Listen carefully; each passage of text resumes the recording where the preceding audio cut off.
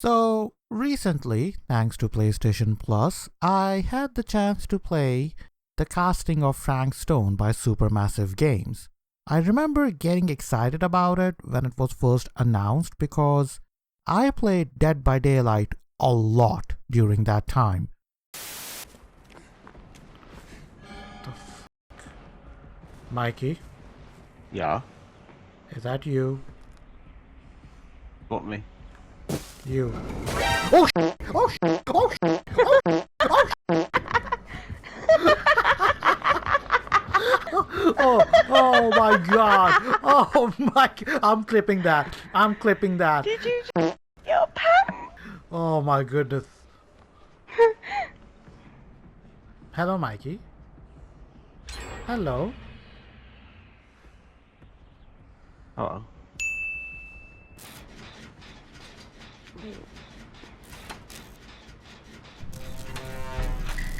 Hold up.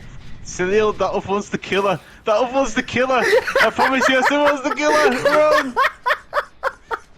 But of course, as time passed, me and my friends moved on to other games and we just never went back to Dead by Daylight.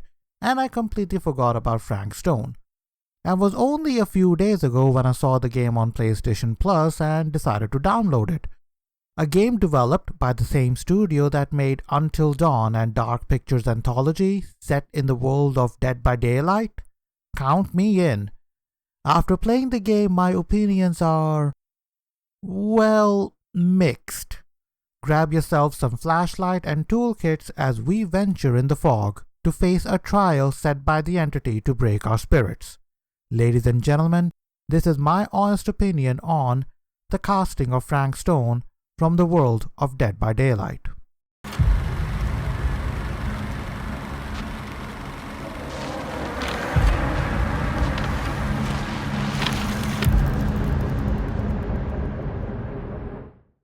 Before we jump in the casting of Frank Stone, which I will be referring to as Frank Stone because it's a whole lot easier, I just want to talk about Dead by Daylight.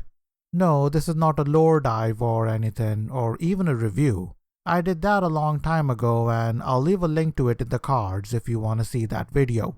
Anyways, Dead by Daylight is an asymmetrical horror game, which means it pits one overpowered killer with 4 survivors. The match has a simple goal. If you're playing as a killer, your objective is to hunt down the survivors. Yeah, he is still chasing me. Oh, he's powered up. Oh, shit. He's killing me. I'm exposed. Oh, he's killing me. He's killing me. What the Get out, quick. Get out, go, leave, go. Martin, where are you? If you are playing as a survivor, your job is to repair generators that would power the exit gate so you can leave.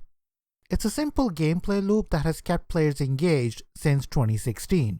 So yeah, in May of 2026, Dead by Daylight officially celebrated its 10th anniversary. Let that soak in, people. In a market where online games are struggling to stay afloat, this game has been going strong for like a decade. What really is interesting about Dead by Daylight is its lore.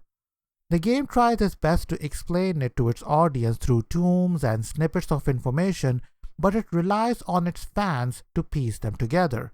Which brings us to Frank Stone, a game that not only delves deeper into the lore and its universe, but also introduces new characters along the way. Thomas Jefferson Hope. Call me Tom. Officer Sam Green. The game's story revolves around a movie called Murder Mill, shot by a group of friends at Cedar Hill Steel Mill. Hey, either of you heard of Murder Mill?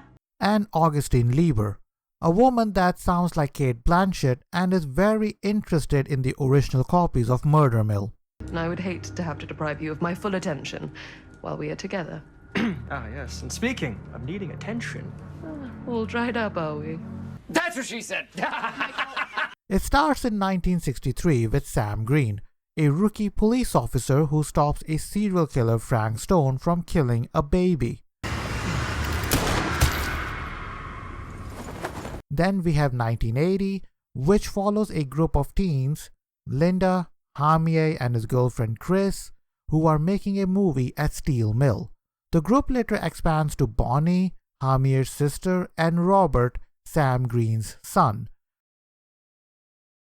bringing the total up to 5 as they shoot at the same location where Frank Stone was taken out. No, you can't get the sheriff now. I'm serious. We really shouldn't be in here anymore. And finally, we have 2024, which follows Madison, Bonnie's daughter, who travels to London after she receives an invite from Augustine Lieber. Madison is not the only one there. A businessman named Stan, who is kinda annoying, and Linda, yes, the same Linda who also worked on the movie in 1980. The three are in possession of the original reels, and Augustine is willing to pay a huge price for it. What if I don't want to sell? Well, that would be your choice. But after 40 years of pain, why would you choose to live with more? Aside from 1963, which is just one chapter and also serves as the prologue, the game switches between 1980 and 2024, which, I'm not gonna lie, was a pretty good idea because it kept me intrigued. Like, characters would be talking about the Murder Mill movie in 2024, and then you'll have a flashback in 1980 telling you what exactly happened. This is insane. The story also did a pretty good job of fleshing out the lore of the game and how the entity operates. There were some neat plot twists scattered around, but a few of them were predictable. If you're a horror movie fanatic like myself, then you'll see them coming a mile away. Voice acting was alright. Special shout out to Rebecca LaChance, who voiced Chris. Fun fact, she also voiced Bunny from The First Descendant. Frank Stone was actually killing people in the steel mill? My legs carried this game, you mother... I also want to talk about the graphics here, and I must say they were certainly impressive, even though it came at a price. The character models looked impressive and the environments were detailed. Special props to Frank Stone, the killer that appears in the later part of the game. The art style of the killer and of the game itself were amazing. Unfortunately, it came at the cost of performance issues, as there were some noticeable frame rate drops and LOD issues in the game. While I can certainly look past those issues, I want to stress here is that I'm playing the game on my PlayStation 5.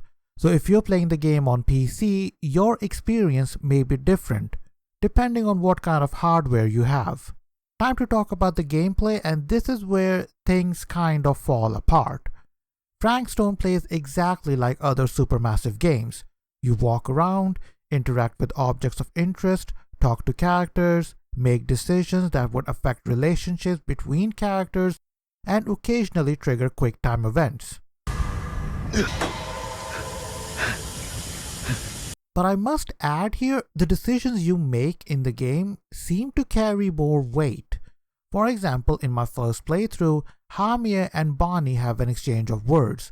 If I am more sympathetic towards her, I would be able to borrow money from her. Try not to waste it.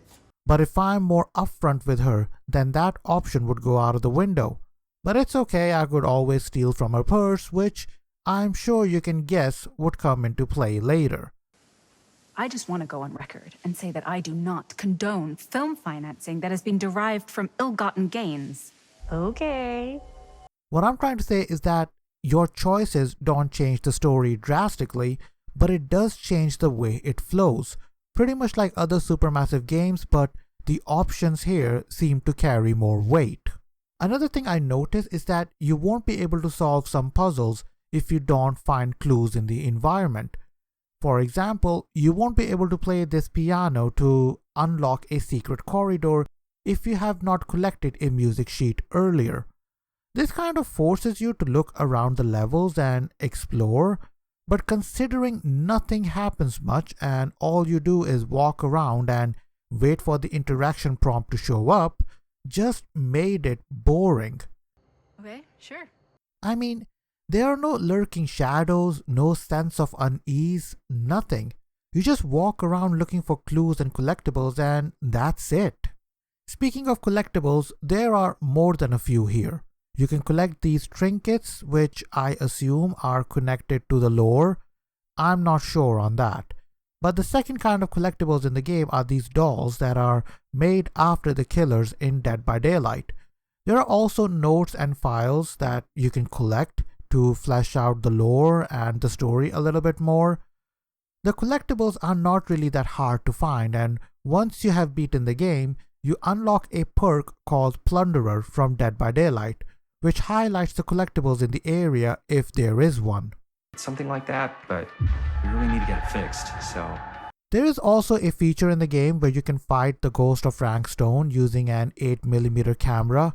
Basically, you aim the camera in first person towards the ghost and record him, which I guess captures his essence or something. You will run out of reels, so you have to wind the camera again.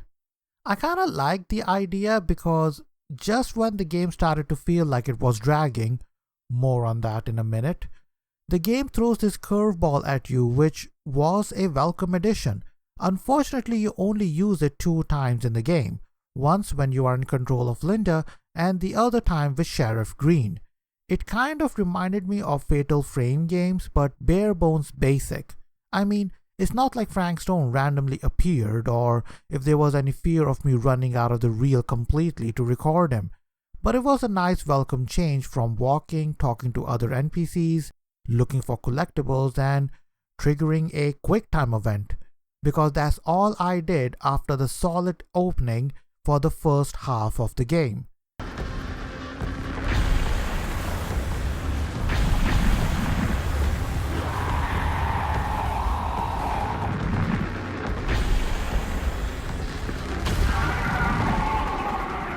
Here's the thing though, I probably would have ignored all of that if the game's story was exciting, but unfortunately, it isn't.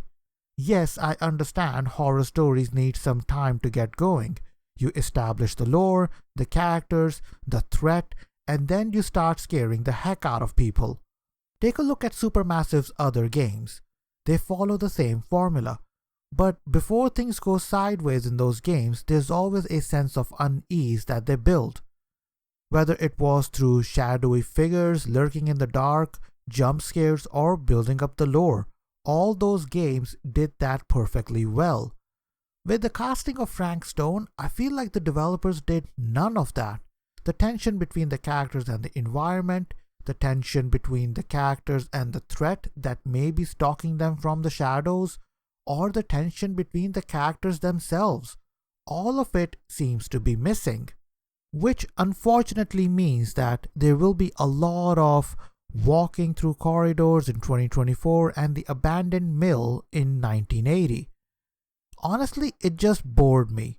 Another thing I want to point out here is that the game was dark. Like, I don't know, there just weren't that many light sources in the scene. I had to crank up the brightness of my TV to see in the game. And I don't know, dude, the game just lacked general polish. Ugh, whatever! I gotta get out of this house, like, pronto! The game does pick up in the second half when the ghost of Frank Stone appears, but before that, all I had that kept me glued to the game were the numerous references to Dead by Daylight universe. And yeah, there are plenty of them. From collectibles to in-game references to even sound effects. There were references around every corner. But I feel like they were just there to satisfy the fans of the Dead by Daylight universe and did not serve any other purpose at all. But I feel like these were just there to satisfy the fans of the Dead by Daylight universe and did not serve any other purpose. A clear example of this would be in the start of the game. Maddie is clearly having a nightmare, and her walk is leaving behind these red scratch marks. In Dead by Daylight, these red scratch marks appear when you have disturbed the soil you have walked upon, touched something, vaulted over something, that kind of thing. It's a visual hint for players that a survivor has been to a particular place. Problem is, after this sequence, these red scratch marks don't appear at all. I was hoping that these red scratch marks would appear again in the second half when I was chased by Frank Stone, but they don't. And yes, one might argue that survivors cannot see their own marks. it's only the killers who can see them. Yes, I agree with it. But that's the case. Why was I able to see Maddie's scratch mark in the nightmare sequence, which leads me to believe that the only reason these marks appeared in this section is to appeal to the fans. And trust me, there are a lot of references to Dead by Daylight, to the point where Frank Stone, the game, in my opinion, lost its own identity. What I mean by this is that the fans of DBD would find themselves right at home, but newcomers may be lost. So, what is my honest opinion of the casting of Frank Stone? The game will appeal to the fans of Dead by Daylight as it expands upon the lore and the entity. But take those references away and you will be left with an experience that is bland, boring, and oftentimes hollow. Supermassive Games can tell a cinematic story with multiple branches. That is their craft. But Frank Stone is definitely not their best work. The casting of Frank Stone is available on PlayStation 5, PC, and on Xbox Series. Alright guys, that's enough from me. Hope you enjoyed the video. If you did, give it a thumbs up, and if you want me to keep making more videos like this, consider subscribing. I would appreciate your support a lot. Once again, thank you for watching. Peace out, angels. Christ is King, and stay awesome.